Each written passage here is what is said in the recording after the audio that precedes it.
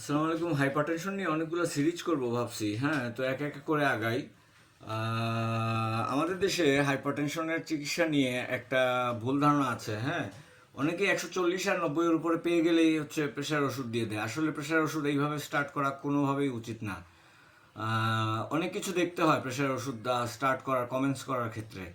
এক তো হচ্ছে প্রথমে ক্লাসিফিকেশন করব আমরা হাইপারটেনশন। যদি গ্রেড 1 এবং গ্রেড 2 হয়, গ্রেড 1 হচ্ছে 140 টু 149 আর সিস্টোলিক, আর ডায়াস্টোলিক হচ্ছে 80 টু 89।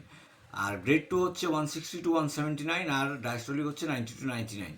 এই দুইটার ক্ষেত্রে যদি সিভি রিস্ক, ফার্মিংহাম সিভি রিস্ক 5 ইয়ার সিভি রিস্ক একটা বলতে জিনিস আছে, সেটা যদি আমরা লো রিস্ক পাই তাইলে আমরা ওষুধ কমেন্টস করি না, আমরা লাইফস্টাইল মডিফিকেশন করি। তো সেটাই আমরা বলবো এখন শর্ট ভিডিওতে, যে নন ফার্মাকোলজিক্যাল ম্যানেজমেন্টটা কি। এক নাম্বার হচ্ছে ওয়েট রিডাকশন। ওয়েট রিডাকশন, আপনি যদি 1 কেজি ওয়েট লস করেন তাহলে আপনার সিস্টোলিক বিপি 1.5 মিলিমিটার মার্কারি কমবে এবং ডায়াস্টোলিক বিপি 2 মিলিমিটার মার্কারি কমবে। তারপরে আপনি যদি অ্যালকোহল ইনটেক 20 গ্রামের নিচে কমান তাইলে আপনার ব্লাড প্রেশার কমবে।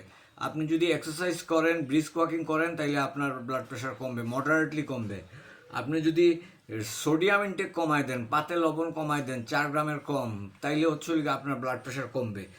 তারপর হচ্ছে আপনি যদি স্ট্রেস স্ট্রেস জীবনের যে স্ট্রেস আছে, স্ট্রেস থাকবেই, সুতরাং সেক্ষেত্রে আপনাকে রিল্যাক্সেশন থেরাপি এবং মেডিটেশনের আশ্রয় নিতে হবে। এগুলো হচ্ছে ফার্মাকোলজিক্যাল ম্যানেজমেন্ট। এবং আর লাস্টে হচ্ছে ডায়েটারি ফ্যাক্টর। হ্যাঁ, যে ডায়েট হচ্ছে হাই ইন ক্যালসিয়াম এবং হচ্ছে লো ইন ক্যাফেইন অ্যান্ড ফ্যাট, সেটা হচ্ছে বেনিফিশিয়াল। যে ডায়েট হচ্ছে হাই ইন ক্যালসিয়াম এবং লো ইন ফ্যাট অ্যান্ড ক্যাফেইন, সেটা হচ্ছে beneficial. So these are the, এবং স্মোকিং সিজেশন করলে ড্রামাটিক্যালি বিপি রিডিউস হয়। এবং যদি আপনার স্লিপ অ্যাপনিয়া থেকে থাকে তাহলে সেটা চিকিৎসা নিলে, সিপ্যাপ দিলে বিপি কমে। এটা হচ্ছে নন ফার্মাকোলজিক্যাল ম্যানেজমেন্ট। ব্লাড প্রেশার ম্যানেজমেন্টের আমরা হুট করেই প্রেশার ওষুধ দেই না, অনেক কিছু ক্যালকুলেট করে দিতে হয়।